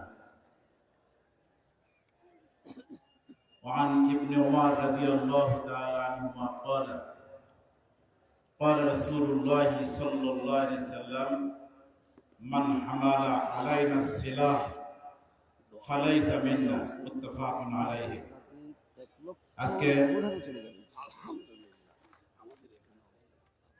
জোড়া নজমুল উলুম কামিল মাস্টার্স মাদ্রাসা উদ্যোগে 3 দিন ব্যাপী তাফসীরুল কোরআন মাহফিলের সমাপনী দিবসে এই মুহূর্তে উপস্থিত আছেন আমার পরম শ্রদ্ধাভাজন সম্মানিত হুজুর, আত্র মাদ্রাসার মোহতরাম অধ্যক্ষ সাহেব। নাম ধরার দুঃসাহসিকতা আমার নেই। এখানে প্রধান অতিথি হিসেবে উপস্থিত থাকার কথা হয়তো আসবেন আমাদের 7 এরিয়ার নির্বাচনী আসনের নমিনি জননেতা মোহাম্মদ মোর্শেদ মিল্টন সাহেব। এখানে প্রধান উপদেষ্টা হিসেবে আছেন আপনাদের পরিচিত আমাদের প্রিয় ভাই জনাব মোহাম্মদ ইনামুল হক শাহীন, সভাপতি শাহজাহানপুর উপজেলা বিএনপি সহ অনেক নেতৃবৃন্দ। এই মুহূর্তে যিনি উপস্থিত আছেন, যিনি বক্তব্য পেশ করছেন, হযরত মাওলানা মোহাম্মদ বাশির আল হাদি। আল্লাহ তাআলা ওনার নেক হায়াত দারাজ করুক, সিহাতে কুল্লিয়া হিসেবে, দ্বীনের একজন অতন্ত্র প্রহরী হিসেবে, কোরআনের ধারক বাহক হিসেবে আল্লাহ তাআলা তাকে কবুল করে নিন। মঞ্চ উপবিষ্ট আছেন অনেক উলামায়ে কেরাম। আমরা আপনাদের সামনে উপস্থিত হয়েছি যখন, তখন অগণিত হাজারো শ্রোতাবৃন্দ, পর্দার অন্তরালে মা ও বোনেরা, আমরা যে জায়গায় বসতে পেরেছি এই জায়গা পৃথিবীর মধ্যে সবচাইতে শ্রেষ্ঠ একটি জায়গা, বলি আলহামদুলিল্লাহ। আল্লাহ তাআলা বলেন, ইন্নাল্লাহা আশতারা মিনাল মুমিনিনা আনফুসাহুম ওয়া আমওয়ালাহুম বিআন্না লাহুমুল জান্নাহ। আল্লাহ তাআলা দুনিয়ার মানুষকে বলে দিয়েছেন, মুমিনদের জান এবং মালের বিনিময়ে আল্লাহ তাআলা জান্নাত বিক্রয় করে দিয়েছেন। জান্নাতের বিনিময়ে মুমিনদের জান বিক্রয় করেছিল তারাই যারা বিশ্ব নবী সেবা আবু তালেবে ছিলেন। সেই দিন 6 জন লোক সিদ্ধান্ত নিয়েছিলেন, আমরা বেঁচে থাকতে 2 বছর অধিককাল হয়ে গেল, বিনা বিচারে বিনা অপরাধে মুহাম্মদকে অন্তরীণাবদ্ধ করেছে। আমরা বলি সাল্লাল্লাহু আলাইহি সাল্লাম। ওই জায়গায় আর রাখতে পারি না। যে কোনো দ্বিধা দ্বন্দ্বের ঊর্ধ্বে থেকে নিজেদের জীবনকে বিলিয়ে দিয়ে হলেও সেবা আবু তালেব থেকে আমাদের মক্কার নেতা আবু তালেব সহ মুহাম্মদ এবং সহচরদেরকে রক্ষা মুক্ত করেই ছাড়ব। সেদিন আবুল মুক্তারি ইবনে হিশাম, মুতঈম, জামআ সহ 6 জন যুবক আবু জেহেলের সামনে গর্জন ছেড়ে বলেছিল, কি সেই শর্তে বিশ্ব নবী বলে দাবিদার মুহাম্মদ আমাদের নেতা আবু তালেবকে ওই সেবা আবু তালেবে রেখেছ? আর কোন ছলনা করোনা মানব না। তোমার কথা শুনে অনেক কিছু করেছি, সুতরাং আমরা সেবা আবু তালেব থেকে মুহাম্মদকে মুক্ত করেই ছাড়ব। এই 6 জন নওজোয়ান যখন সেবা আবু তালেবের সন্ধিপত্রকে অস্বীকার করে বিশ্ব নবীকে মুক্ত করেছিলেন, পরবর্তীতে তারা ইসলাম গ্রহণ করে আল্লাহ তাআলা তাদেরকে জান্নাত নসিব করেছিলেন। সুবহানাল্লাহ বলবেন না? বিশ্ব নবী বিনা অপরাধে বিনা কারণে এই অবস্থায়। এজন্য এই আয়াতে কারিমা যখন তেলাওয়াত করা হয় তখন কেনা এবং বেচার কথা আসে। মুমিনরা দ্বীনের জন্য জীবন এবং সম্পদ তুচ্ছ মনে করে যখন আল্লাহর দ্বীনের জন্য বিকিয়ে দেবে, আল্লাহ তাআলা মুমিনের জীবনের অবসান অন্তে সেদিন জান্নাত দান করবেন। এটা ডাইরেক্ট একটা অর্থ। আলহামদুলিল্লাহ, ব্যাখ্যা অনেক সম্মানিত উপস্থিতি।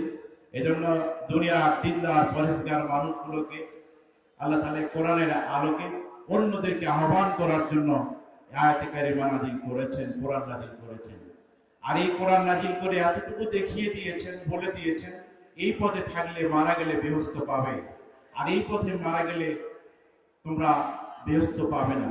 এই দিক নির্দেশনা দ্বারা দেয় তারা দাঈ ইলাল্লাহ। আল্লাহ তাআলা আপনাদেরকে দাঈ ইলাল্লাহর পথের প্রতীক হিসেবে কবুল করুক। সকলে বলুন আমিন। সবার উপস্থিতি।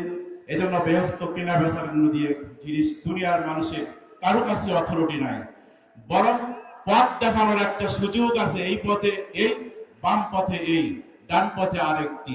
এই কাজ যারা করে আল্লাহ পাক সেই সব কাফেলার সাথে মুসলিম মিল্লাতের সাথে আপনাদেরকে শরীক করেছেন। সকলে বলি আলহামদুলিল্লাহ। সমাজ অবশ্যই দেখবেন শব্দ চয়ন, কথা বলা, ল্যাঙ্গুয়েজ প্রয়োগ করা, ছোটকাল থেকে যেই পরিবেশে যারা বেড়ে ওঠে তারা বড় হয়ে সার্টিফিকেট কম থাক বেশি থাক সেটা বলবো না, ওই পরিবেশের শিক্ষা তারা বাস্তবে ব্যক্তিতে, পরিবারে, সমাজে সব জায়গায় প্রয়োগ করে। আর অসংখ্য মানুষেরা চিন্তা করে এই লোকেরা, এই লোক কথা বললো, অবশ্যই কথা গ্রহণযোগ্য, তাদের জন্য হৃদয় থেকে দেওয়া হয়। কথা ঠিক কিনা? আর পরিবেশের প্রতিকূল যখন হয় সেখানে গড়ে ওঠে অনেক কিছুর মধ্য দিয়ে, যখন কথা বলে বডি ল্যাঙ্গুয়েজ এরপর ভাষার দিক থেকে স্বাধীনতা মাতৃত্ব এগুলো হারিয়ে ফেলে, তখন অসংখ্য মানুষরা মনের দিক থেকে কষ্ট পায়। এজন্য রুশা তার পুস্তকে লিখেছেন, একটি মন্তব্য করেছিলেন, সেটা হলো একটি রাষ্ট্রীয় সরকার যদি ভুল করে দেশের মানুষ কষ্ট পায়, আর দেশের মানুষ যদি ভুল করে তাহলে রাষ্ট্র ধ্বংস হয়ে যায়। সম্মানিত উপস্থিতি, আমি রাসূলের হাদিস থেকে একটি হাদিস তেলাওয়াত করেছি। এই হাদিসের রাবী হচ্ছেন আব্দুল্লাহ ইবনে উমর রাদিয়াল্লাহু তাআলা আনহু। তিনি বলেন, ক্বালা রাসূলুল্লাহ সাল্লাল্লাহু আলাইহি ওয়াসাল্লাম মান। সম্মানিত উপস্থিতি, সাইড থেকে ভাইদের কথা হচ্ছে, আমি আমার কথা এখানে শেষ করছি। আল্লাহ পাক আমাদেরকে এই কোরআনের পক্ষের পথিক যারা, তাদের পক্ষ আমাদের অবলম্বন করে এই জমিনে বাংলাদেশ ৫৬,০০০ বর্গ মাইল, এই দেশে একটা সময় এই তাফসীর মাহফিলের আপনাদেরকে অনুমতি নিতে হচ্ছে। আজকে না লাগছে কি? লাগে না? আলহামদুলিল্লাহ। জানাজায় বাধা দেওয়া হয়েছে, আজকে জানাজায় বাধা নাই, বলুন আলহামদুলিল্লাহ। এরপরে অনেকের বাসার সামনে ট্রাক দিয়ে, বালু ভর্তি ট্রাক দিয়ে গতিরোধ করা হয়েছে, মানুষের উপর অবিচার করেছে। এই সবগুলো আজকের বাংলাদেশের, এদেশের সত্যিকার অর্থে যারা দেশপ্রেমিক এবং এদেশের ইসলাম প্রিয় মানুষ, তারা ওই ৬ যুবক যেমন অত্যাচার নিপীড়নের জন্য বিশ্বনবীকে মুক্ত করেছে, আজকে দেশের অসংখ্য ভাই এবং বোনের রক্তের বিনিময়ে কোনো বাসার সামনে বালুর ট্রাক নাই, বলুন আলহামদুলিল্লাহ। এরপরে মিথ্যা মামলা দিয়ে তাদেরকে হয়রানি করা নেই, ফাঁসির মঞ্চ অন্যায়ভাবে মঞ্চস্থ করা নেই। এই বাংলাদেশে আগামী দিনে এদেশের স্বাধীনতা সার্বভৌমত্বকে টিকানোর জন্য দরকার হলো ২ শ্রেণীর মানুষের। একটি, এই দেশের সত্যিকার অর্থেই দেশপ্রেমিক, আল্লাহ পাক তাদের নেতৃত্বে এবং কোরআনের পক্ষের যারা শক্তি, সকলের সমন্বয়ে ঐক্যের ভিত্তিতে এমন একটি সরকার প্রতিষ্ঠিত করা দরকার, যাতে আর কোনো বাসার সামনে বালুর ট্রাক এসে হাজির না হয়। কথা ঠিক কিনা? আর যাতে কোনো নিরপরাধ মানুষকে ফাঁসির মঞ্চস্থ হতে না হয়, এমন একটি অবস্থান ঐক্যের ভিত্তিতে হতে হবে। মাজলুম, জুলাই যোদ্ধা সহ রাজনৈতিক নেতৃবৃন্দ শত শত মামলার শিকার হয়েছেন, দেশের মানুষ বিদেশে গিয়ে থাকতে হয়েছে, বছরের পর বছর এই বিভীষিকাপূর্ণ জুলুম থেকে যারা মুক্ত করেছেন, তাদের সাথে হাত মিলিয়ে আগামী দিনের এই দেশকে সত্যিকার অর্থে সেই বিদেশি প্রভুত্ব করবে এমন অবস্থান থেকে মুক্ত করে এদেশ এবং জাতি গড়ার জন্য এই কোরআন যে শিক্ষা দিয়েছে, মানবতার কল্যাণে যা কাজ করার উদ্বুদ্ধ করেছে, আমরা সে কাজটি করবো ইনশাআল্লাহ। আমি আপনাদের সামনে আর কথা না বেরিয়ে শুধু এতটুকু বলতে চাই, আমার শ্রদ্ধেয় হুজুর দুটো কথা বলার জন্য হুজুরের কাছে কথা বলতে বলেছেন, উনি অনুমতি দিয়েছেন। আপনারা এখন পর্যন্ত যারা কথা শুনলেন, এই মাদ্রাসার একজন ওস্তাদ ছিলেন, ভাইস প্রিন্সিপাল সম্ভবত আল্লামা ফকির আব্দুর রহমান সাহেব মরহুম। গতকাল ওনার কবর জিয়ারতে দোয়া করা হয়েছে, আল্লাহ তাআলা ওনাকে জান্নাত নসিব করুন এবং ওনার রুখে দেওয়া সে আদর্শ অনুসরণ বাস্তবায়নে যারা বিভিন্ন জায়গায় কাজ করছেন, তাদের সকলকে লেখার তারাসের সাথে সাফল্য অর্জন করার তৌফিক দান করুন। পরিশেষে আপনাদের সকলের সুস্বাস্থ্য, দীর্ঘায়ু এবং সার্বিক কল্যাণ কামনা করে আগামী দিনের এই সূর্য যে আলো নিয়ে আসবে, এই আলোয় আলোকিত এই দেশের মানুষকে সম্পূর্ণ অন্যায়, দুর্নীতি, চাঁদাবাজ মুক্ত একটি সমাজে সুনাগরিক হিসেবে জনকল্যাণমুখী একটা আদর্শ রাষ্ট্রকে আমরা দেখতে চাই। কাজের মাধ্যমে আল্লাহ তাআলা সেই কাজে আঞ্জাম দেওয়ার মধ্য দিয়ে সফলতায় আমরা এমন সুন্দর সুখকর একটি জনকল্যাণমূলক আদর্শ রাষ্ট্রের সুনাগরিক যেন হতে পারি। মহান রব এই গভীর রাত্রিতে তাফসীরুল কোরআন মাহফিলের এই কথাগুলোকে বাস্তবে দেখার জন্য তিনি যেন কবুল করে নেন। আমিন। ওয়াকিল দাওয়ানা আলহামদুলিল্লাহি রাব্বিল আলামিন। আসসালামু আলাইকুম ওয়া রাহমাতুল্লাহ।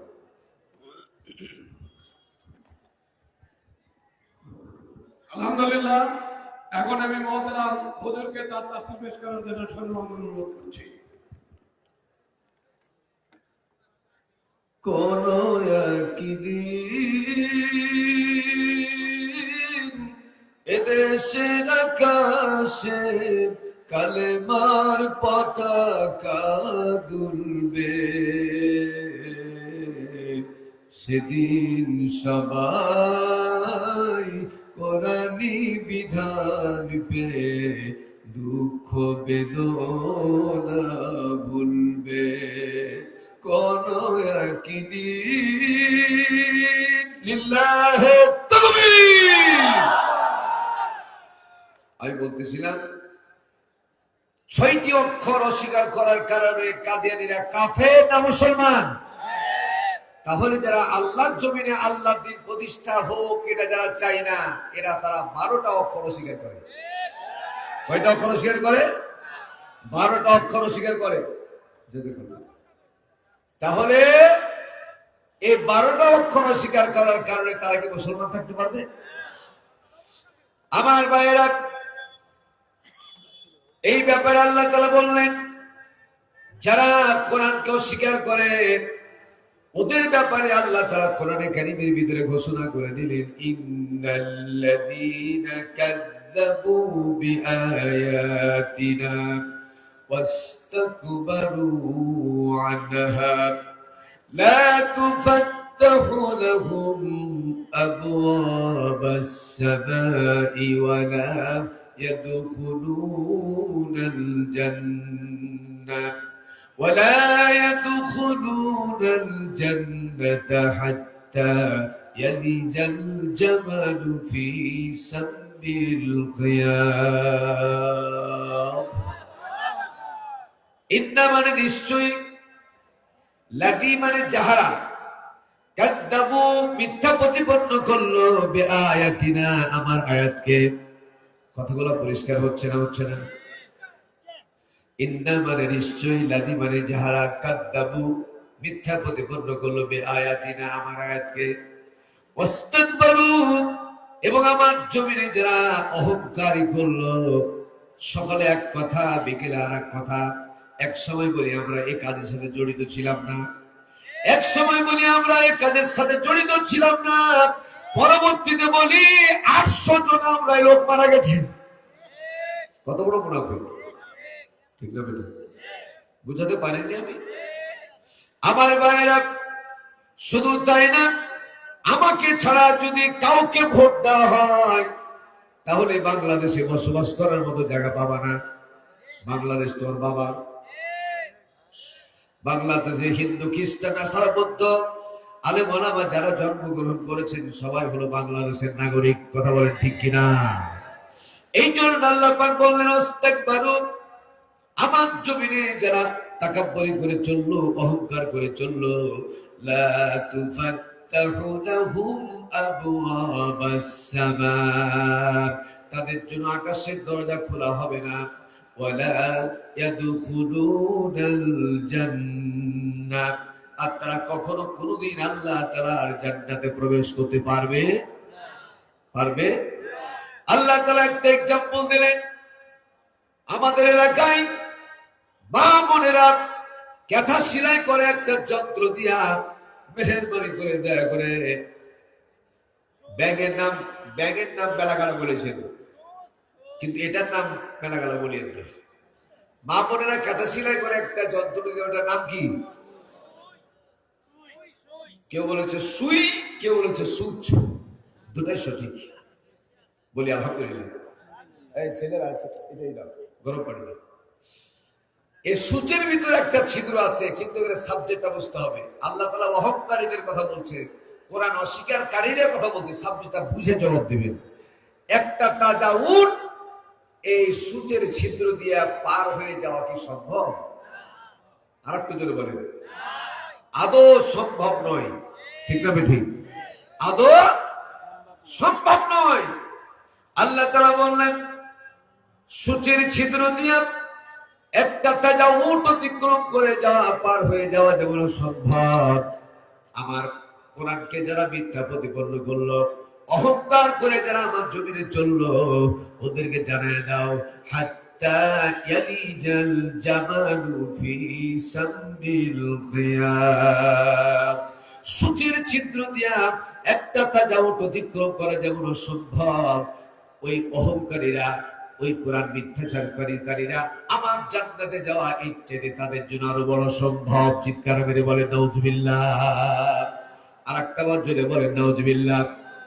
এবার কনক্লুশন, শুধু প্রশ্ন করলে হবে না, জবাব দেওয়া লাগবে। ঠিক না ঠিক?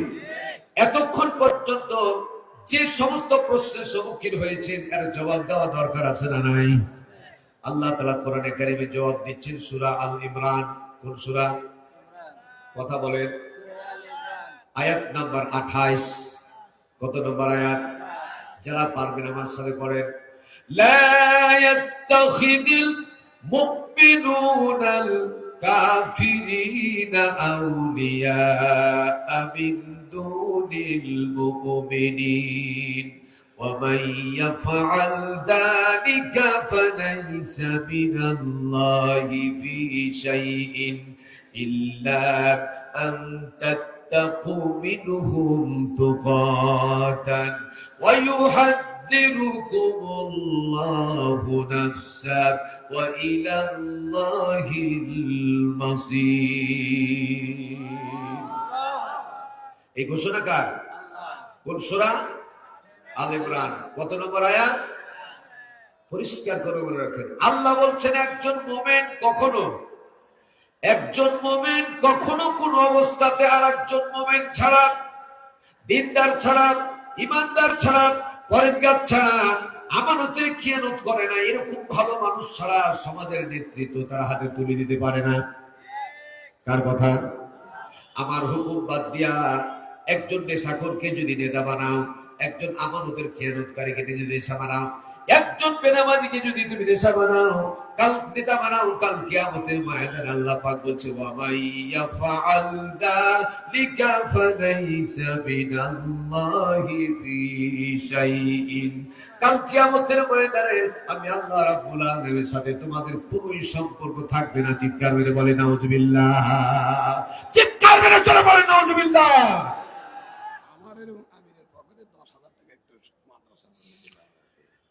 দুইজনের পক্ষ থেকে এই দিনী প্রতিষ্ঠান মাদ্রাসাতে 10,000 টাকা অনুদান দিয়েছে, বলি আলহামদুলিল্লাহ। প্রাণ খুলে বলেন আলহামদুলিল্লাহ। আরো বেশি করে বরাদ্দ করতে পারে এরকম যোগ্যতা এবং সুযোগ আল্লাহ তাদেরকে করে দিবে। অতএব আমার ভাইরা, বারবার ধাক্কা শেষ কথা বলেন তো আমার ভাইরা, আমার বাবাজিরা, এবার সর্বশেষ বিষয়টি জানতে চাই। আল্লাহকে চাই না নেতাকে চাই? আল্লাহকে চাই না নেতাকে চাই? আমার ভাইরা, অবশ্যই আল্লাহকে আমরা চাই। আল্লাহকেই যেন আমরা পেতে পারি, এই যোগ্যতা অর্জন করার তৌফিক আল্লাহ আমাদেরকে দান করুন। জোরে বলেন আমিন। জবানটা খুলে বলেন না আমিন। আমার ভাইরা, আপনি যদি ভালো নেতা না বানাতে পারেন, কাল কিয়ামতের ময়দানে জাহান্নামের যতগুলি দরজা আছে, একটা দরজার নাম হলো সাকার। জবান করে বলুন তো দরজাটার নাম কি? সাকার। সাকার নামক জাহান্নামের দরজার সামনে কোটি কোটি মানুষ অবস্থান করবে। শ্রেণীগত ভাবে তাফসীর ফি জিলালিল কোরআনের ভিতরে এসে 3 শ্রেণীর। জন্য বলুন কয় শ্রেণীর? আমি কি বাংলা কথা কি বোঝা যায় না? না খারাপ লাগছে? আমি কি নেমে যাব? তো জবাব দেন না কেন রে বা? না কথা না বললে, হা হু না করলে আমি তাসবিহ করতে পারবো না। হ্যাঁ হ্যাঁ, একটু উত্তর দিই বাপ জান আমার, একটু কথা বলবেন বাপ। আমার ভাইয়েরা, জাহান্নামের একটা দরজার নাম হলো সাকার। বলুন কি?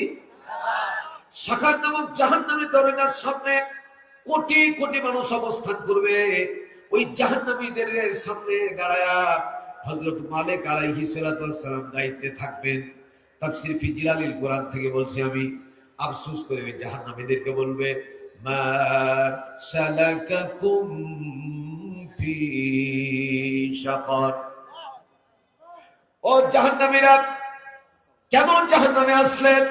জাহান্নাম সম্পর্কে কি কেউ তোমাদেরকে ভীতি প্রদর্শন করে নাই, ভয় দেখায় নাই? জাহান্নামে তো আযাবের জায়গা, কঠিন জায়গা। এই জায়গা সম্পর্কে কেউ কি তোমাদের ভয় দেখায় না? কেন জাহান্নামে আসলে? ওই জাহান্নামীদের ভিতর থেকে তখন তার জবাব দিবে, ক্বালু লাম নাকু মিনাল মুসাল্লিনা ওয়া লাম নাকু নুতইমুল মিসকিন। আমরা আজকে যেই সমস্ত কারণে যে সমস্ত অপরাধের কারণে জাহান্নামে যাওয়া লাগছে, এর ভিতরে উল্লেখযোগ্য কারণ হলো 3টা। জোরে বলুন কয়টা? জবান খুলে বলেন কয়টা? 1 নম্বর কারণ হলো ক্বালু, তারা বলবে লাম নাকু মিনাল মুসাল্লিন, আমরা নামাজি ছিলাম না।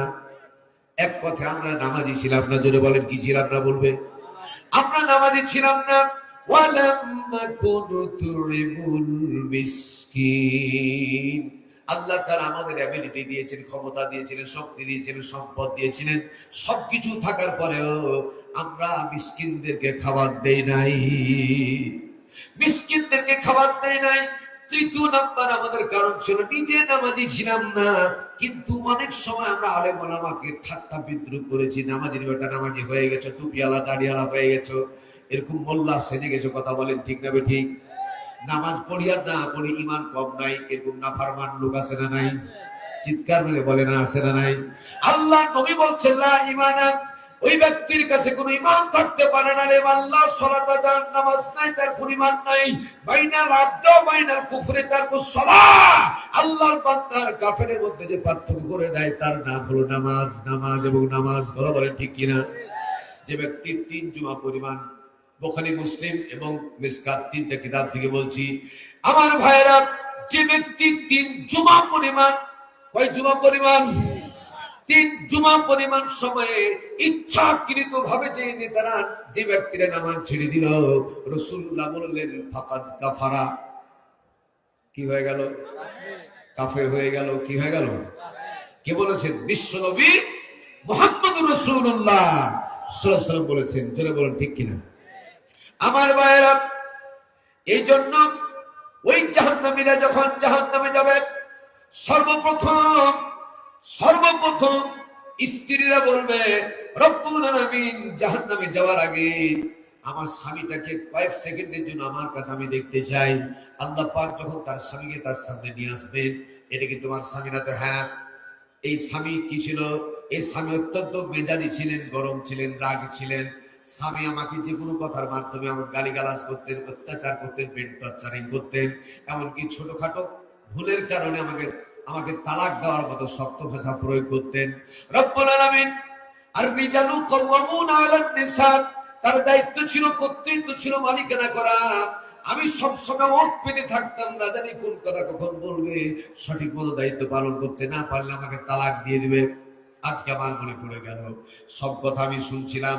এই স্বামী যদি বলতেন স্ত্রী রে, নামাজ না পড়লে তোমার হাতের খাবো, বলেন জোরে, নামাজ না পড়লে তোর হাতের খাবো, বিছানায় শুইতে নেব, দিস ইজ ফাইনাল ডিসিশন, নামাজ না পড়লে ভাত দেব না। ভাত দেব না এর শব্দের অর্থ কি আপনারা বোঝেন? ভাত দেব না মানে তালাক দিয়ে দিব, ঠিক না বেটি? আমার ভাইয়েরা, ওই স্ত্রী অভিযোগ করবে রব্বুল আলামিন, আমার স্বামী যদি আমারে বলতেন নামাজ না পড়লে, পর্দা মেনটেন করে না চললে খেতে দিব না, ভাত দেব না, তালাক দিয়ে দিব, অবশ্যই নামাজি হয়ে যেতাম, অবশ্যই পর্দা মেনটেন করে চলতাম। আজকে যদি জাহান্নামে যাওয়া লাগে, এই কুলাঙ্গার স্বামীকে ছেড়ে দিয়ে জাহান্নামে যাবো না, একসাথে জাহান্নামে নিয়ে যাবো। চিৎকার মেরে বলে নাউজুবিল্লাহ।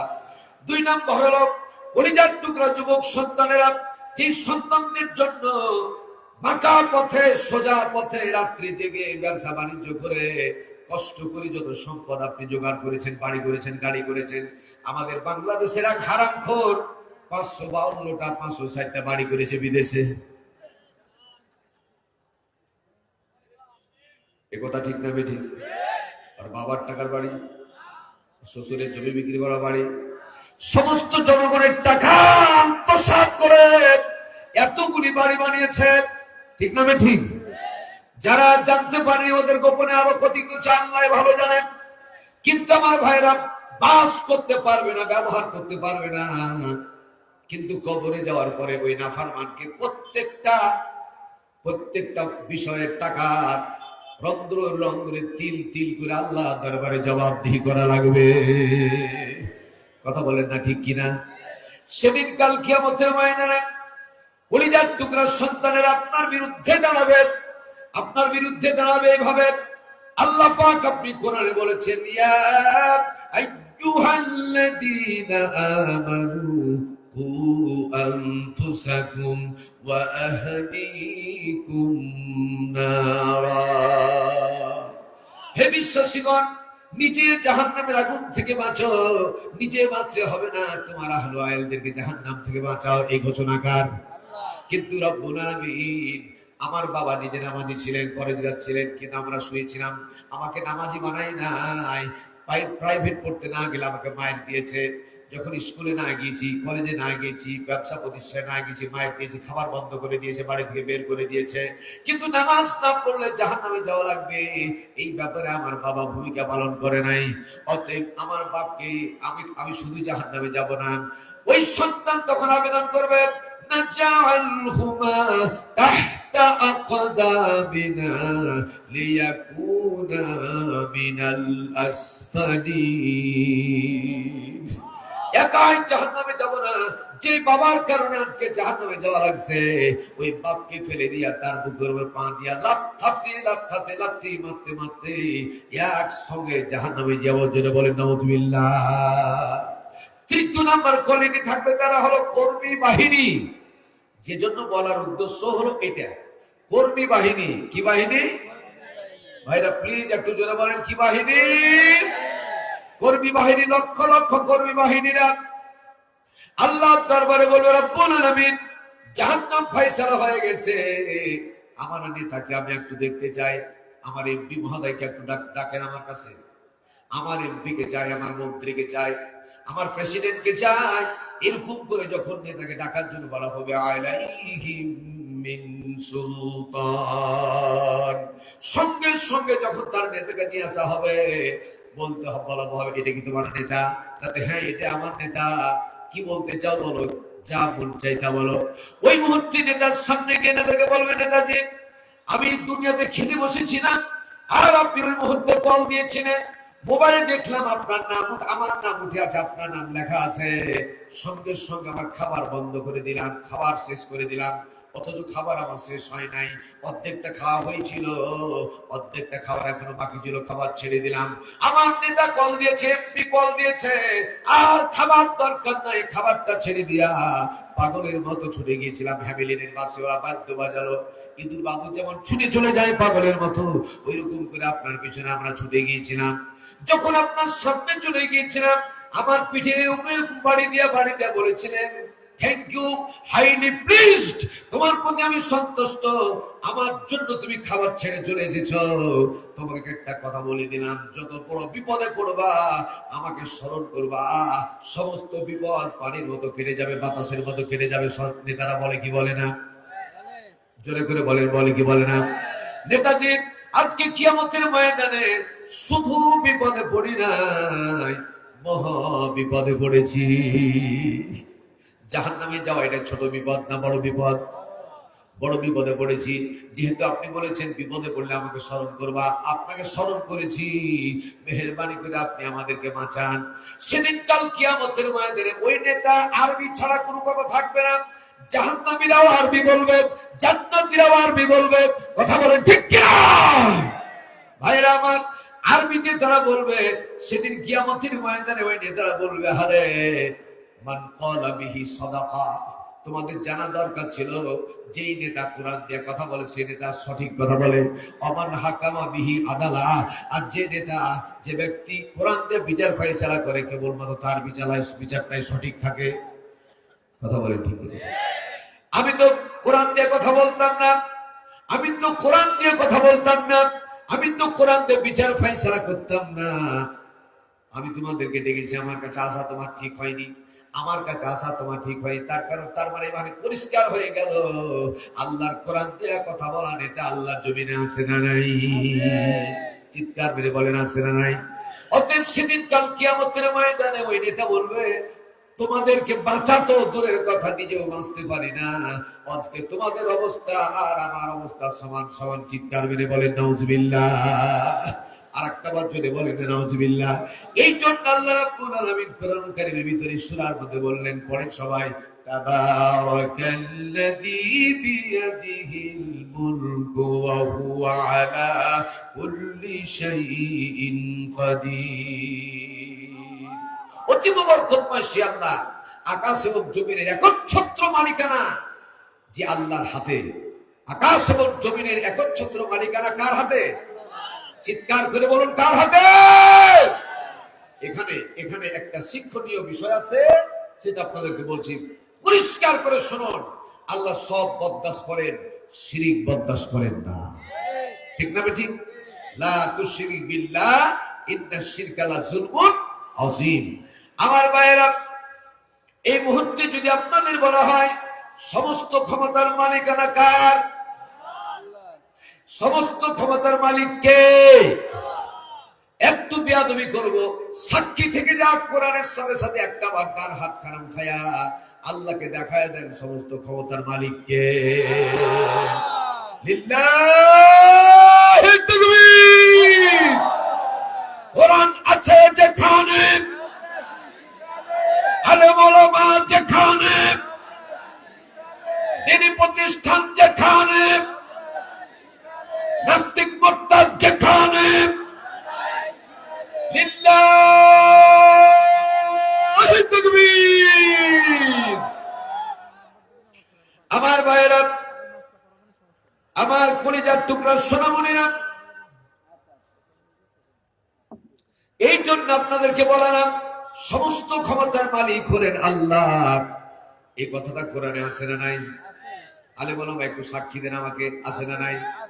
একবার দুইবার না, আল্লাহ সমস্ত ক্ষমতার মালিক 152 জায়গাতে কোরআনের ভিতরে আছে। এক নাম্বার হলো আল্লাহ পাক ঘোষণা করলেন আন্নাল কুওয়াতা লিল্লাহি জামিআ। সমস্ত ক্ষমতার একচ্ছত্র মালিকানা কার? আল্লাহ।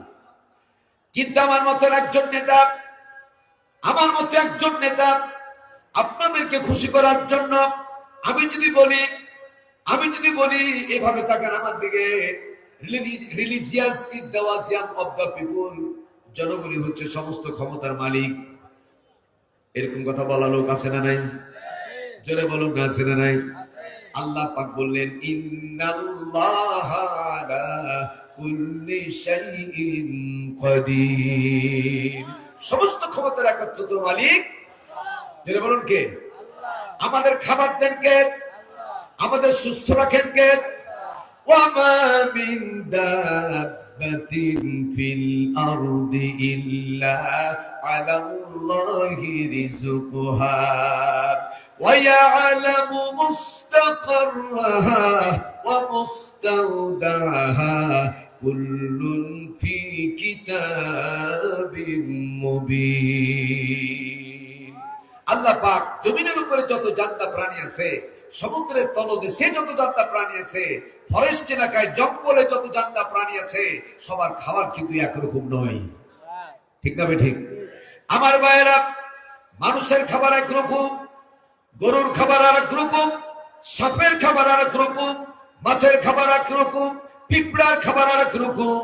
শুধু তাই না, সমুদ্রের তলদেশে এমন বড় বড় কতগুলো প্রাণী আছে যে প্রাণীগুলার খাবার কোনো জমা নাই, গোলা নাই, ব্যাংক ব্যালেন্স নাই। তাদের 4 থেকে 5 টন খাবার তার 24 ঘন্টার ভিতরে খায়। আমার ভাইয়েরা, আল্লাহ রাব্বুল আলামিন 24 ঘন্টার ভিতরে তারা খালি পেটে বাসা থেকে বেরিয়ে যায়। নীলতিমি, হাঙ্গর থেকে শুরু করে তারা, আল্লাহ পাক বলছেন নীলতিমি আর হাঙ্গর এমন কতগুলি প্রাণী আছে যার নাম জানো না। তারা খালি পেটে সকালে বাসা থেকে বের হয় আর পেট ভর্তি করে খাবার খাওয়ায়া বাসাতে ফেরত দেন কে? যেন বলুন কে? তিনি কে? শুধু তাই না, মায়ের পেটের ভিতরে সন্তান যখন থাকে, ইচ্ছা করলেও পৃথিবীর কোন প্রেসিডেন্ট তারে খাবার দিতে পারে না। কথা বলে ঠিক কিনা? কোন বিজ্ঞানী খাবার দিতে পারে না, কোন দার্শনিক খাবার দিতে পারে না। এই জন্য পেটের ভিতরে বাচ্চা যেদিন আসে, মাত্র 40 দিন সময়, তখন সে সময় থেকে আল্লাহ পাক মায়ের মেনস্ট্রুয়েশন বন্ধ করে দেয়। আমার ভাইরা, পুরো ঘটনা বলা যাবে না। খলাকাল ইনসান তাফসীর ইবনে কাসির থেকে আমি আলোচনা শুরু করলাম। বাচ্চাটা যখন দুনিয়াতে আসার উপক্রম হয়ে গেল, যখন 1 মাস, 2 মাস, 3 মাস, 120 দিন যদি হয়ে গেল, আল্লাহ রাব্বুল আলামিন জিবরাইলকে অর্ডার করলেন, জিবরাইল রে ও জিব্রাইল, জোড়া এলাকায় অমুকের গর্ভের ভিতরে, অমুকের ওই স্ত্রীর গর্ভের ভিতরে 120 দিন হলো মেনিস্ট্রেশন বন্ধ হয়ে গেছে, এখন খাবার প্রয়োজন। রুহু যখন লেগে গেল, রুহু হাসার সাথে সাথে জিন্দা হয়ে গেল, রুহু খাবার প্রয়োজন। খাওয়ার যখন প্রয়োজন হলো, আল্লাহ রাব্বুল আলামিনের দয়া কত বেশি দেখুন। আল্লাহ পাক রব্বুল আলামিন মায়ের মাসিক অসুখকে বন্ধ করে দিয়া ওই রক্তকে রিফাইন করে খাবার উপযুক্ত করে আল্লাহ তাআলা নাবির সাহায্যে, বাচ্চার নাবির সাহায্যে আর ওই তার লাগায় দিয়ে আল্লাহ তাআলা রিফাইন করে খাবার দিয়েছিলেন। চিৎকার মেরে বলেন ঠিক কিনা? আমার ভাইয়েরা, শুধু তাই না, আমার ভাইয়েরা, ডক্টর জাকির নায়েক অসংখ্য কিতাব তিনি লিখেছেন। তার ভিতরে একটা কিতাবের নাম হলো সুন্নত বনাম বিজ্ঞান। আমার ভাইরা 425 জন বিজ্ঞানী ইসলাম কবুল করেছেন। এর ভিতরে মাত্র 9 জন বিজ্ঞানীর নাম আমি বলতেছি।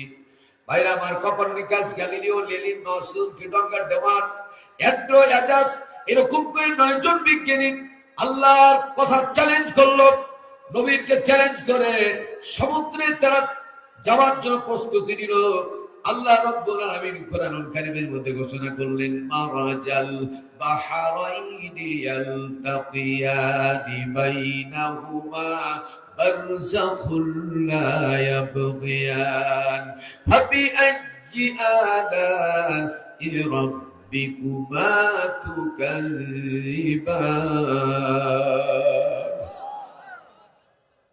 আমার ভাইরা, সমুদ্রে একদিকের পানি লোনা, আর একদিকের পানি মিষ্টি। মিষ্টি এলাকার পানিগুলা স্রোতের ধারায় যদি নুনতা এলাকায় চলে যায়, নুনতা এলাকার পানির ক্ষমতা নাই মিষ্টি পানিগুলাকে নুনতা বানায় দেওয়া, আর মিষ্টি পানিগুলাকে নুনতা বানাতে পারবে না। মিষ্টি পানিগুলি নুনতা বানাতে পারবে না, নুনতা পানিগুলি মিষ্টি বানাতে পারবে না। তার মানে স্পষ্ট প্রমাণ হয়ে গেল, সমুদ্রের পানিতে হুকুম মানে কার? তাবারাকাল্লাযী বিয়াদিহিল মুলক। সুবহানাল্লাহ বলেন, একটাবার জোরে বলেন সুবহানাল্লাহ। একটা কথা বলছি, যদি এভাবে কথাটা বলাটা সঠিক নয়, অহংকার যেন না আসে। আল্লাহ মাফ করুক, আল্লাহ মাফ করুক, আল্লাহ মাফ করুক। আমি চেষ্টা করে দেখেছি। আমার ভাইয়েরা, 28 খানা তাফসীর সংযোগ করে তাবারাকাল্লাযী বিয়াদিহিল মুলক শব্দের নিয়ে আলোচনা লেখালেখি শুরু করলাম। আমার একটা ধারণা আসলো, আল্লাহ পাক যদি আমাকে 1000 বছর বয়স দান করেন, 1000 বছর বয়সে প্রত্যেক রাত্রিতে যদি আমি 3 ঘন্টা তাফসীর করি, তাবারাকাল্লাযী বিয়াদিহিল মুলক, এই শব্দের ব্যাখ্যা 1000 বছর তাফসীর করে শেষ করা যাবে না। চিৎকার করে জোরে বলেন সুবহানাল্লাহ। আমার ভাইয়েরা, 9 জন বিজ্ঞানী মাইকেল রয়টার্সের নেতৃত্বে আল্লাহ এবং রাসূলকে মিথ্যা প্রতিপন্ন করার জন্য তারা যখন 100 পাওয়ার বল থেকে 100 পাওয়ার 100 থেকে 1000 100 থেকে 1000 পাওয়ার বাল্বকে সাথে করে নিয়ে, আমার ভাইরা, আমার বাবাজিরা, 40 দিনের একটা প্রোগ্রাম সাথে করে নিয়ে, অক্সিজেন সাথে করে নিয়ে সমুদ্রের তলদেশে দিয়া আল্লাহর কথা, রাসূলের কথা মিথ্যা প্রতিপন্ন করার জন্য তারা চ্যালেঞ্জ ঘোষণা করলো। তারা যখন প্রায় 2.5 কিলোমিটার পানি সমুদ্রে চলে গেল, আটলান্টিক মহাসাগরের তলদেশে, আমার ভাইরা, ওই মুহূর্তে পানির ঘনত্বর কারণে 100 পাওয়ার তো দূরের কথা, 1000 পাওয়ারের বাল্বটা তখন তার টিপ টিপ হতে লাগলো, আলো দিতে পারে না। ওখানে তারা 12 ঘন্টা অবস্থান করলো।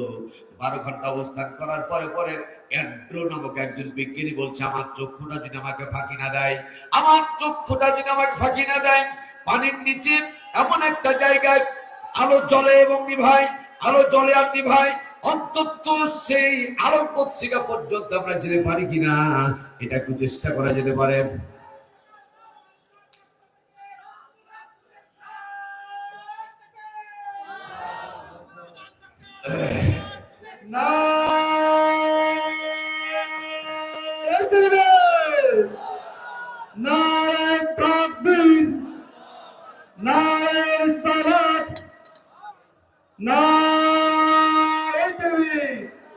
প্রধান বক্তারা বলবেন, জনবাসীর পক্ষ থেকে, জনমাদ্রাসার পক্ষ থেকে নারায়ে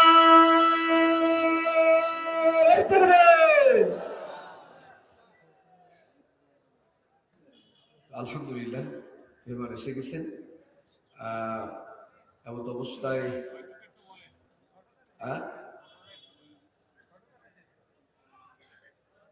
ছোট করে শেষ করে ফেলবো।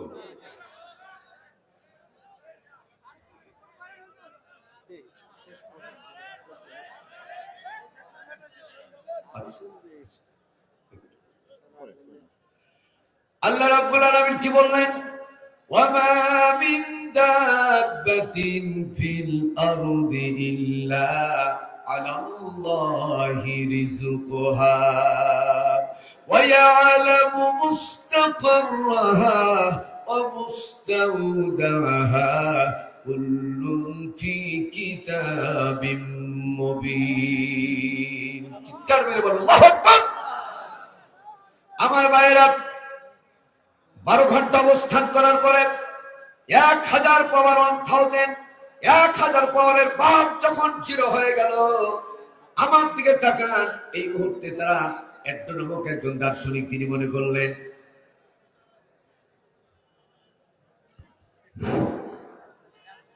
সম্মানিত উপস্থিতি, মঞ্চে আজকের মাহফিলের সম্মানিত প্রধান অতিথি, অত্র মাদ্রাসার সম্মানিত সভাপতি সহ বিএনপির বিভিন্ন অঙ্গ সংগঠনের নেতৃবৃন্দ মঞ্চে আসছেন।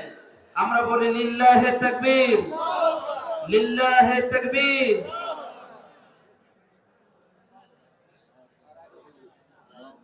মাশাআল্লাহ, বসেন বসেন বসেন।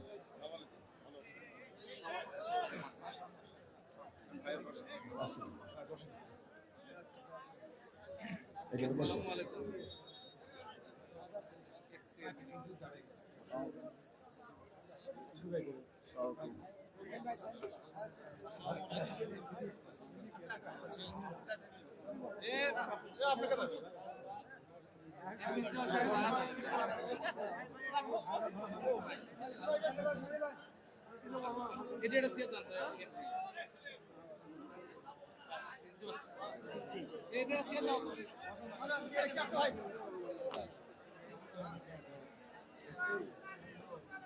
আসসালামু আলাইকুম ওয়া রাহমাতুল্লাহি ওয়া বারাকাতুহু।